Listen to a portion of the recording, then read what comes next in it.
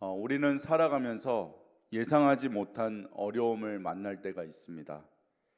어떤 때는 건강의 문제, 또 어떤 때는 경제적인 문제로, 또 어떤 때는 가까운 사람으로 인해 상처를 받을 때가 있습니다. 특별히 가장 힘든 고난은 낯선 사람에게 받는 상처보다 믿었던 사람에게 받는 상처일 때가 많습니다. 오늘 본문 속 다윗이 바로 그런 상황 가운데 놓여 있습니다. 시편 3편은 다윗이 그의 아들 압살롬을 피해서 도망하던 때에 기록했던 시입니다. 압살롬은 단순히 왕권을 탐낸 반역자가 아니었습니다. 그는 누구입니까? 바로 다윗의 아들인 것입니다. 다윗은 왕이기 이전에 한 아버지였습니다. 그런데 자신의 아들이 백성들의 마음을 빼앗고 반역을 일으켰습니다. 결국 다윗은 왕궁을 떠나 도망자의 신세가 되고 말았습니다. 평생 쌓아 올린 모든 것이 무너지는 것 같았고 누구보다 사랑했던 아들에게 배신당하는 아픔까지 겪어야 했습니다. 인간적으로 생각하면 절망할 수밖에 없는 상황이었습니다. 그런데 놀랍게도 다윗은 절망의 말을 쏟아내지 않았습니다. 원망과 불평으로 시작하지 않습니다. 오히려 하나님을 향한 기도로 시편을 시작합니다. 오늘 말씀을 통해서 위기 속에서 믿음의 사람은 무엇을 붙들어야 하는지를 함께 살펴보기를 원합니다. 첫 번째, 위기 속에서 성도는 하나님께 부르짖어야 합니다. 오늘 본문 1절과 2절 말씀 보시면 여호와여 나의 대적이 어찌 그리 많은지요 일어나 나를 치는 자가 많소이다. 많은 사람이 나를 가리켜 말하기를 그는 하나님께 구원을 받지 못한다 하나이다 그랬습니다. 다윗은 자신의 상황을 숨기지 않습니다. 대적이 많다고 말합니다. 자신을 공격하는 사람이 많다고 말합니다. 심지어 사람들은 하나님도 저 사람을 버렸다라고 말하고 있습니다. 다윗은 실제로 사방에서 압박을 받고 있었습니다. 육체적인 위협도 있었고 정신적인 고통도 있었습니다. 무엇보다 사람들의 조롱이 그를 더욱 힘들게 했습니다. 하나님께 버림받은 사람, 이것이 당시 사람들이 다윗을 향해 내린 평가였습니다. 그런데 여기서 우리가 주목해야 할 것이 있습니다. 그것은 다윗은 그런 상황 가운데서도 사람들에게 하소연하지 않았다는 것입니다. 자신을 변호하는데 힘쓰지 않았습니다. 가장 먼저 그가 한 일은 하나님께 나아가는 것이었습니다. 여호와여, 시편 3편은 이 한마디로 시작됩니다.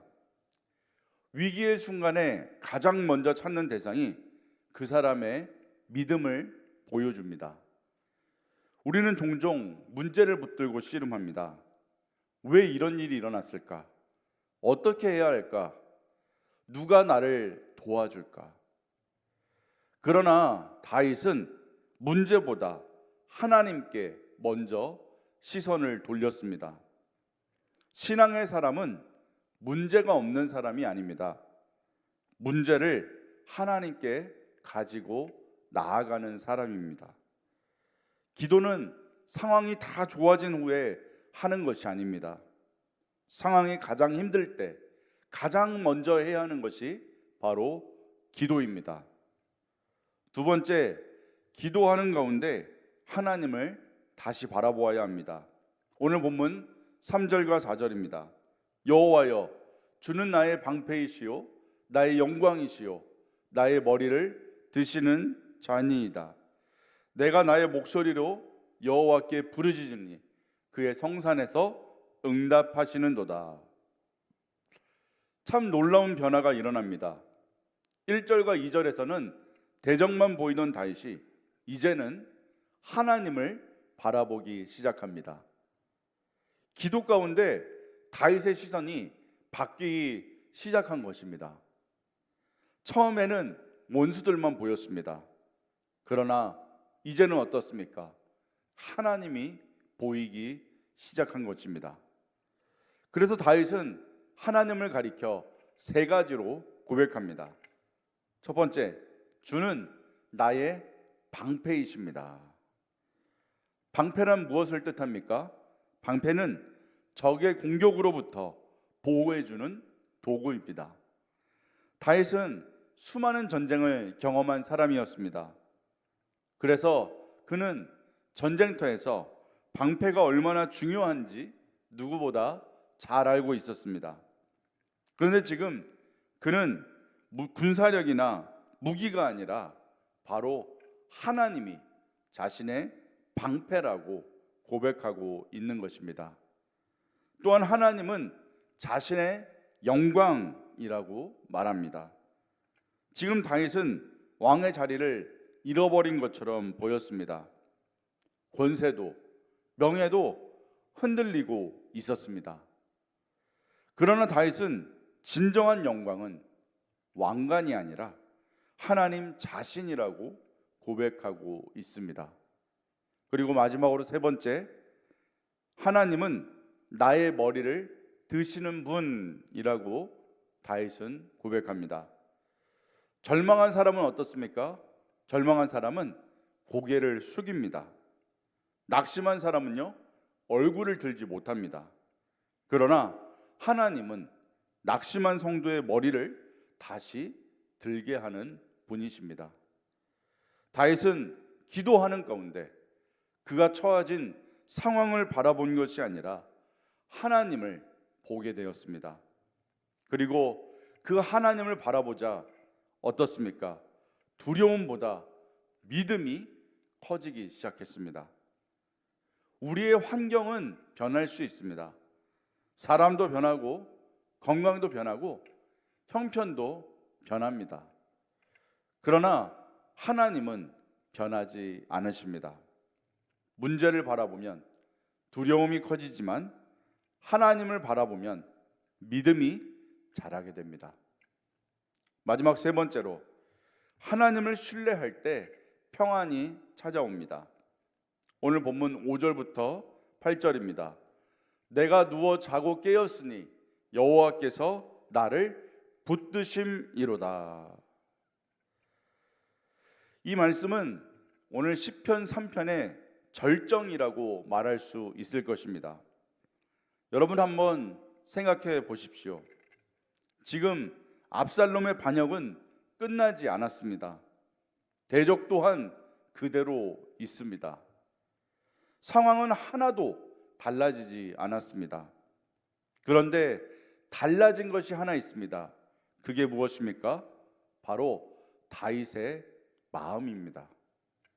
다윗은 하나님께서 자신을 붙드신다는 사실을 확신하게 되었습니다. 그래서 그는 잠을 잘 수 있었습니다.